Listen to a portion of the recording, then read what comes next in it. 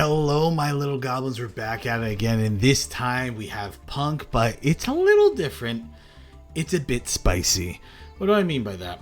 So, we're playing this small Magician Soul engine, plus we are playing Awaken of the Possessed, Nero Foster Archfiend. So, if I have a level 1 spellcaster and a level 4 or lower earth monster, right, on the field, I can send them to the graveyard and special summon this card from the hand or deck. And if I do that, I can grab a card from the graveyard and special summon it onto the field. Sounds kind of weird, but it's pretty much a free rank 8. And on top of being a free rank 8, when this card's sent to the graveyard, you get to search Possessed Partnerships. This card lets you special summon a spellcaster with 1500 defense from hand or graveyard in attack or face down defense. And if you control monsters with 2 or more different attributes, you can destroy a face up monster on the field. And the second effect really doesn't matter for us. But the whole payoff is Gravekeeper Shaman. So we're playing with Magician Souls because Magician Souls can send Gravekeeper Shaman to the graveyard. And what this card is pretty much a Necro Valley on the field. It's kind of a worse Necro Valley because it just negates monster effects. Negate all monster effects that activate in the graveyard. But that's enough to... It counters... Think about this. It counters Sprite, Ronin Totem. It counters Tier Limit. Pretty much most of the cards in Tier Limit. And I think that's enough for me, really. I know it's not like a crazy amount, but that's like enough for me. And top, the pop is like super useful against Sprite. Getting him off the level 2s, especially since we have Amazing Dragon and we're most likely going to be ending on Dragite. So, I mean, the deck has legs. We're going to go into some matches. I'm not going to do a combo guide for this deck. The reason why is because I show you how to do the combo in one of the games. I pretty much do full combo. Deck's pretty consistent on full comboing unless your opponent has like a lot of interruption. But yeah, and then we're going to go with the recap and we'll talk about how the deck performed and stuff. Hello, we're here with game number 1 and we're playing against MadP. And yeah, so this is a game we pretty much do full combo. I normal summon Wagon. I play the Magician Souls. Send them both to the graveyard. Special summon from deck. Boom. And we go into an easy Dragon Drive. And this is going to get us draw a card. And then we're going to get it. I mean, we have Shaman in hand, which is a brick, but it happens time to time. You end up having a brick. It's not the end of the world. We're going to banish, special summon this. We're going to go into the fusion. So the reason why you want to go into the fusion, it might seem bizarre, but there's a reason why you want to do it. And part of the reason why you want to do it is because you need a water in the graveyard if you're going to go Dragite, which is usually what you want to end on for the most part. So, you go Dragite. So now we have 2 pops. We have 2 pops, and we have an Evenly Match and a Spell Negate. So this guy's going to activate his whole Rite of Emirs here. Cool. I take this opportunity to activate my Possessed to pop the Fateful. Could have popped the token, but I think Fateful is more important here. Then he activates Swap Frog. I'm going to pop the Swap Frog because this kind of screws him over. Because even if he sends a card to the graveyard, he can't use Ronin Totem. Doesn't work. Doesn't work. Normal summons red. I'm going to go into Amazing Dragon. And then he goes into Starter. Honestly, I didn't even have to negate Starter, because if I just let Starter go through, I have enough names in my graveyard, right? I have, oh, never mind. I had to, because then he gets another card and he can negate with red. But I do have like 1, 2, I guess it's not that many names. It's just 2 bounces. I take everything I said back. I'm not cutting out of the video. You guys can see my thought process here. He's screwed. He just loses because we just go Amazing Dragon and then we bounce. There goes your field. And I get to draw a card. It's amazing. And I get an Ash. Even better. Is that sick? I'm so good at the game. This deck's awesome. So yeah, the deck's really good into meta decks. Let's just say that. Hello, we're here with game number 2 against Ari, and our opening hand again is pretty good. Honestly, doing what I just did here is fine. I mean, the thing is about this deck is we get hit super hard by like Ash is like super painful. So is Maxi, which is the one thing I don't like about punks, is like their normal summon is like kind of important. I mean, once you get the field spell up, it does help a lot because you can get the extra special summon, but look at all these draws. Once you get the field spell up, I mean, so now we do this. The only reason why we're doing Chaos Ruler here is so we can try and hit Magician Souls. We already drew 2 cards off of Extreme. We don't really need the extra cards. So we're going to try and hit it. We hit the trap, which pretty unfortunate. Which means we can't do the combo anymore because we hit trap. Honestly, I was actually debating on putting Herald of Arclight in here just because it could be a cool other tech card, but Dragite's probably just going to be better to do overall. But we got a few things going here. He's playing True Draco. If you guys are wondering, these games take place in Master 2. Like, majority of these games take place in Master 2, so it's... Don't hate me because I'm playing against True Draco. I was confused too. And honestly, it's not like a horrendous deck, I mean, against us. He activates his card. I'm just going to stop him from getting any type of card advantage out of this. Pretty much just trying to choke him out of resources. Pops my card. Okay. Goes Heritage. We're going to negate the Heritage. Boom. Slurp it up. Card of Demise. I mean, can't do much about that. Disciples. He is going to draw one from this, but he's under Card of Demise, so... Well, that's kind of unlucky. So, here's a dilemma here, right? I pretty much just go into Amazing Dragon, but I don't want to bounce this because if I bounce this, it gives him opportunity to tribute, right? And I don't want to give him opportunity to tribute, so I just bounce like his back row, and he for some godforsaken reason activates True Draco Apocalypse, right? I literally do not know why he did that. And then he just sets 2, and this gets banished. We're in a very good position to win here. There's E-Tele, because we're going to get so much value off of this field spell. And another thing I was saying while I was playing this game was, like, if I just go into Pep, I just win. But the thing is, he has Solemn Judgment. One of these cards is Solemn Judgment, which is why you might be thinking the plays I'm doing is weird. I just want to make sure that if I play Pep, it gets resolved, and I just win the game instantly. And since he didn't activate Solemn or anything, this is probably where Solemn is. We're going to negate the True Draco Apocalypse. Because remember, the pops don't matter, because even if it did pop, like, it doesn't matter because we have Orcust, Dingirsu. And then he just concedes. So, GG.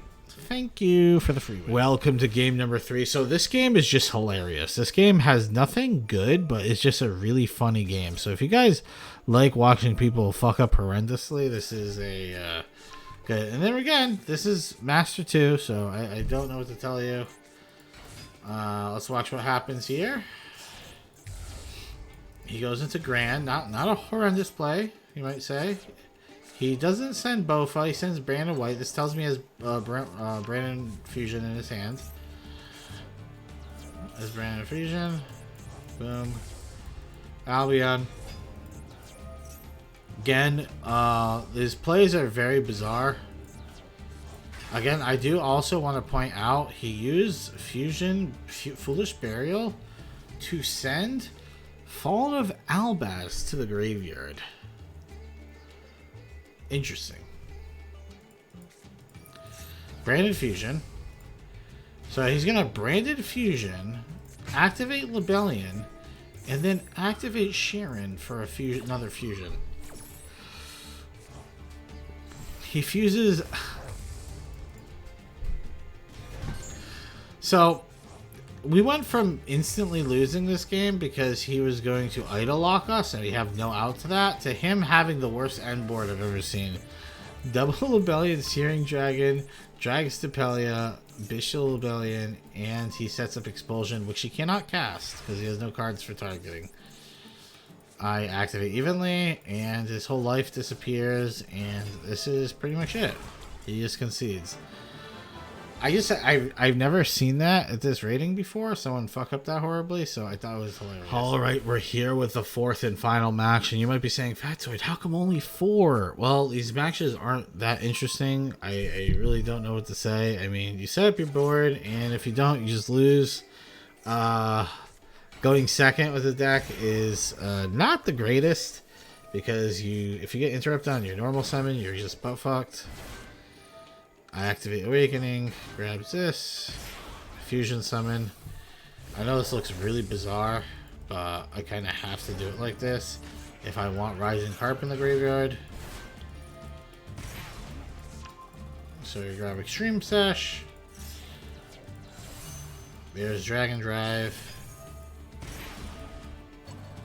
Let's get a target Sharakishi. We go into Dragon Drive because we need another Punk for this card. You grab our Trap guy. Boom. Activate, grab our Trap. It's pretty much full combo. We get Drag-Eye, we get Amazing Dragon, and we got 3 annoying cards. Monster Negate and 2 pops. I get super polyed, so GG me. That means this card does not pop anymore. Only can hit set cards. He's gonna play Fallen Valbaz. He activates it. Honestly, kind of awkward. I'm like, okay, well. Here's partnerships. There's Brandon in red. I negate the Brandon in red because I'm like, there's no shot this guy has a Branded Fusion, and if he does, I have a Imperm for Lebellion. He goes Branded Fusion, and instead of going Lebellion or Albion, he goes straight into Mirror Jade Ice Dragon. So that threw me for a loop. He can't draw a card because this card shuts him off. He attacks this, and then he activates Mirror Jade's effect to send Albion, which is going to give him a trap, right? To pop this, I don't activate Imperm, because if I activate Imperm, he just does it again on my turn. So I'm like, okay. Plays Expulsion. I can target set cards as a trap, so I pop the trap. Beautiful. Things are working amazing. The world is healing. Activate Zayaman. And we draw a card. Magician Souls. Bam. Bam. Foxy Tune. There's Pep. We activate Pep. Banish. Banish. Well, Pep will have like 9,000 attack. And you is dead. GG. Well navigated. Let's go into the recap. Hello, welcome to the recap. I hope you guys enjoyed this video so far. If you guys liked it, like it, and leave a comment letting me know what you want to see next. Also, join our Discord. Our Discord is linked down below, and guess what? We got over 500 members, and we host tournaments every Friday, 6 p.m. Eastern. So we're hosting a tournament today if you're watching this the day of the release. Also, lastly, subscribe to the channel. Just do it. Don't question it. Don't question it. Do it before our alien overlords take over. And we're going to have to do their bidding. So, I mean, might as well do it before that. Let's talk about the deck, though. How did the deck perform? The deck actually performed pretty well. I climbed pretty fast. We started 0 points at Master 3. And we climbed from Master 3 to Master 2. We were 1 game away from our promos. And then we lost. So we didn't get to Master 1 with the deck, but Other than that, though, is trading blows with pretty much the top decks in the format. And actually going first, it has like I feel like it has a pretty strong game against Sprite. And the only reason why is because of Amazing Dragon and the pops, like the multiple pops we set up, it kind of keeps them off of them being able, like they would have to have like starter, like does this negate activation actually? Negate the so they'd have to have like double starter or something to actually like do something against us, which is like not that like but yeah, I thought the deck was pretty good, and I like the tech personally of the Gravekeeper Shaman. The big weakness of Gravekeeper Shaman, I don't know if this is a blaring weakness to you guys, but it is a dark type, so if you do your full combo and your opponent's playing Bestials or just happens to have Bestials in his hand, even if it's like a 3 of in their deck, you just don't Gravekeeper Shaman, which feels really bad because then this trap is like pretty much a brick. Like it does nothing on the field. It has no other targets besides the Shaman. So yeah, that is probably the most painful thing that can happen. And Bestials are very popular. I personally think that if you just play pure Punk, you're just probably better off. Like I'm just being completely honest. Pure Punk, you're better off. And the reason why is because we have to cut so many hand traps to play these packages. Like play Illusion of Chaos and Magician's Soul. Like think about 1, 2, 3, 4, 5, 6, 7. 7 cards bare minimum to play the 8. So 8 cards bare minimum to play these packages, where you could probably put in like 6 of those cards as more hand traps, which helps your going second game, which this deck has a horrible time doing. And it also helps your going first game because you turbo out Extreme Session, you draw an extra 2 cards on top of all your searches, and pretty much a lot of what you're going to be drawing is hand traps and gas. So I do think a pure version of the deck is probably just better. But if you're bored on ladder, this could be like a fun alternative. Evenly match, honestly, this card didn't really do that much for me. Yes, it won me like a handful of games, but there's so many games where it's just like a super brick. But I mean, if you don't run this, I mean, the deck really has like its going second plane is really bad. So I think you still have to run it regardless. But it did end up as a brick a lot. I ended up pitching it to Magician Souls a lot, which is good. Magician Souls does help clean that up. But yeah, so the extra deck, I thought Dingirsu was good in the extra deck. I actually did not like the level 8 spam in the extra deck. Like I didn't like Draglubion, I didn't like 92 Hard Earth. I thought these kind of just like not realistic to go into for the most part. I think if you were going to redo this, I think you probably could cut a decent amount of cards from the extra deck and maybe get some more variety for the synchros. Add the Herald of Arclight. I think that's better because there are some times where it's like, well, is Herald of Arclight better than the Awakening, Possess, Nefarious, and Archfiend? Or you could have already used this effect and you still, like, it's another turn and you have Magician Souls and maybe you want an interruption. So, I don't know. It could go either way there. But overall, I think the deck was really fun. And I think you can have a good time, and you can definitely climb to Master 1 with it. I just got unlucky the past few games, but I think the deck's pretty strong still. Scale of 1 to 10, I'm going to give this deck 7, which is like a decent score. It's a good score. It's a good enough score. That's what I would say. The deck that I showed the other day, the Springen deck, I think that deck was much better and well-tuned. Is the Springen deck better than Pure Punk? I'm not sure, but I think it's better than this list. Mainly because it doesn't get hit by Bestials that hard, and I just thought some of the end boards were, like, our best end board with that deck, I think, was better than this. And on a tier list, I'm going to put this deck at Rogue tier, because I think most decks are Rogue tier. There's, like, a handful of decks that are, like, top. Maybe Pure Punk might be, like, tier 3 or something, but this is definitely Rogue tier. On another note, I hope you guys enjoyed the video. And like I said, comment down below and enjoy the weekend. Bye.